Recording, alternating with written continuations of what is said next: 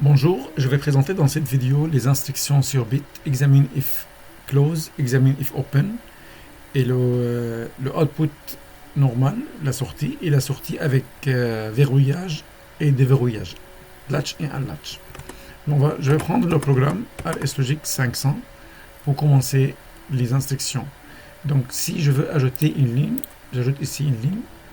Ça c'est maintenant, j'ai mis une entrée et je vais mettre une sortie.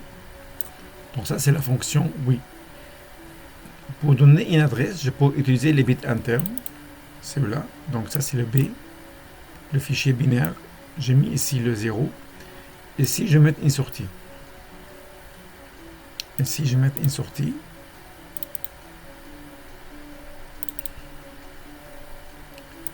je mets ça. Si je l'ai appelé moteur, ici je peux utiliser un bit interne ou je peux utiliser un input normal, par exemple celui-là.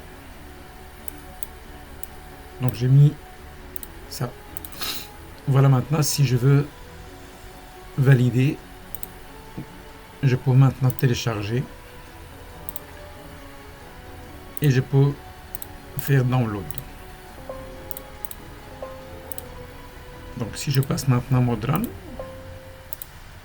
si je toggle bit ici, si lui il est vrai, lui il va être vrai. Donc si maintenant je veux ajouter une autre ligne, mais avec une autre instruction normalement fermée, et je vais ajouter une autre sortie. Par exemple, si je vais mettre le input 2,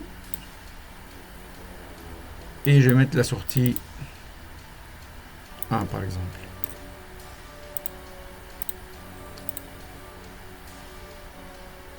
Okay, si maintenant je veux valider, donc il m'a dit qu'il ne peut pas faire la modification en ligne.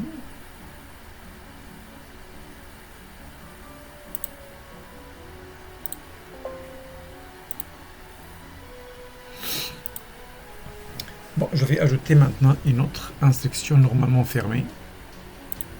Donc j'ai mis maintenant ici normalement fermé et une autre sortie. Cette sortie, je vais prendre la deuxième sortie par exemple ici. Ça c'est un bit dans le mot. Je mets celui-là. Et je vais mettre ici un input quelconque. Ça c'est l'input, par exemple je vais mettre le input numéro 2. Ou je vais mettre le input numéro 3. Ça dépend de ce que j'ai mis dans l'input output. Donc le i ici pour dire edit, je valide. Maintenant il n'y a pas d'erreur. Je fais encore download. Charger dans l'automate, toujours il faut aller dans mode run. Vous voyez la lampe 2, il est déjà allumé même avant de toucher le bit. Si je regarde maintenant le bit i3,0, lui il est 0. Si lui il est 0, cette instruction il est vrai. Lui il est 0, mais l'instruction il est vrai. Pourquoi? Parce que l'instruction il a inversé l'état de bit. L'état de bit 3, si j'ai mis ici 1, donc il devient faux. La lampe est éteinte. Par contre, l'autre instruction, il est direct, ou on l'appelle examine if close. Si j'ai mis dans le bit 1, j'ai mis 1, la lampe est allumée. Donc lui, il est 1, est allumé. Lui, il est 1, il est éteint. Pourquoi? Parce que cette instruction, il a inversé le signal. Maintenant, on va prendre, ça c'est une sortie normale. Si je prends maintenant une sortie avec verrouillage, donc je fais go offline. Ok, je vais ajouter ici encore une autre ligne. Je vais utiliser des bits internes. Le bit interne, je peux l'utiliser comme un relais. Soit j'utilise les bits internes directement comme ça, avec les instructions, ou je peux utiliser les sorties. Mais moi, je veux mettre input avec ici un latch. Donc, latch, je mets ici un bit interne. Je peux utiliser maintenant pour ici encore un bit interne. Je vais mettre le bit numéro 2. Donc, si je veux ajouter encore une autre instruction, Mais cette fois, je vais mettre l'adresse numéro 1. Ça, c'est le mot 0, le bit 1. Et je vais mettre ici l'instruction unlatch U. C'est comme set reset pour la même sortie. Voilà, maintenant, je veux faire charger pour vous montrer qu'est-ce qu'il va donner. Et je fais run. Pour cette instruction, tout simplement, si la ligne est vraie, l'instruction il devient vraie. Si la ligne il devient faux, l'instruction reste vraie. On va voir ici. Si je mets ici toggle bit, changer l'état le bit. Toggle, ça veut dire s'il était 1, il devient 0. S'il est 0, il devient 1. Actuellement, c'est le bit 0. Si j'ai mis maintenant toggle bit, il est 1. Donc, vous voyez ici, le bit 0, je l'ai mis à 1. Le bit 2, il est 1. Maintenant, même si j'ai mis le bit, même si j'ai le bit ici 0, le bit 2, il reste 1. Parce que pour l'arrêter, j'ai besoin de faire le latch, un latch ici. Donc, toggle bit. Maintenant, il devient 0. Lui, il est 1. Lui, il a 0. Si j'enlève le 0, il reste 0. Donc, vous avez 7 reset. Comme lui, il va mettre 1 dans le bit.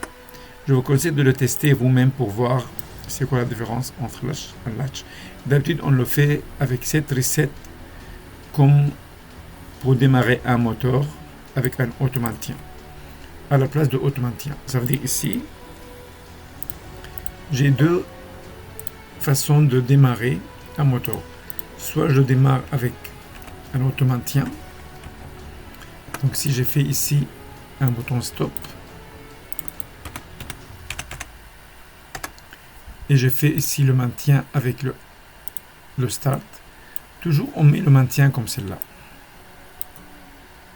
Vous voyez, quand je vais prendre l'adresse, je le prends comme ça. Ça, c'est maintenant un démarrage du moteur. Si je veux le démarrer d'une façon différente, je peux le faire la même chose. Ici, je vais faire Edit. Je vais mettre par exemple ici marche. Le symbole, il n'est pas obligatoire. Ici, je vais changer ça pour mettre arrêt.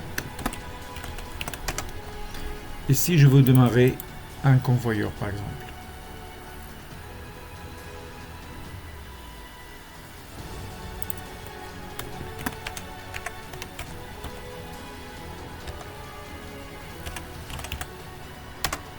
Un convoyeur.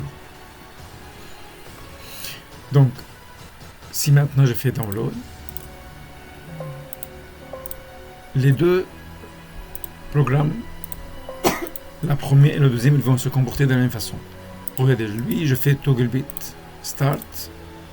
J'ai enlevé la main sur le bouton. Le moteur est démarré. Pour arrêter, il faut appuyer sur le bouton stop.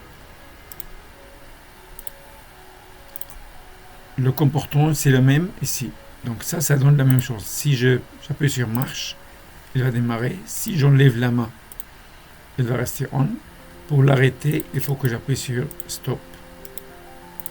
Ainsi de suite. Donc soit je toggle bit ici, ou je peux toggler le bit à partir de mémoire qui est le B3.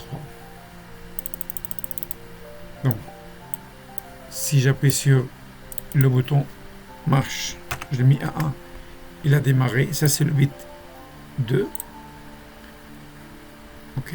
Si j'ai mis maintenant 0, il reste 0, ça veut dire que j'ai enlevé la main sur le bouton, il reste on. Le convoyeur il reste 1 jusqu'à que je fais ici 1. Si je fais ici 1, il a arrêté. J'enlève la main, il reste arrêté.